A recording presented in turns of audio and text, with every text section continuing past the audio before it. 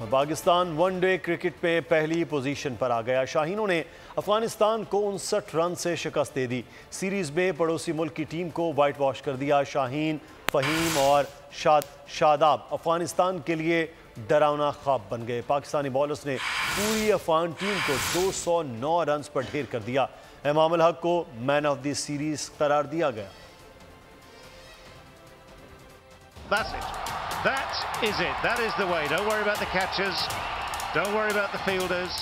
शाहीनों ने पूरी अफगान टीम को 209 रन पर पवेलियन की राह दिखा दी। शादाब खान ने 3 खिलाड़ी आउट किए। शाहीन आफरीदी, फहीम अशरफ और मोहम्मद नवाज ने 2-2 बल्लेबाजों को पवेलियन की राह दिखाई। अफगानिस्तान की जानिब से मुश्किल वक्त में मुजीबुर रहमान ने शानदार और दिलेराना बैटिंग की। 5 छक्के और 5 चौके लगाए। 37 गेंदों पर 64 रन बनाए। पहली इनिंग्स में पाकिस्तान ने 268 रन बनाए थे। बाबर आजम और मोहम्मद रिजवान ने निफ सेंचुरी स्कोर की। फखर जमान ने 27 और इमामुल हक ने 13 रन का इजाफा किया।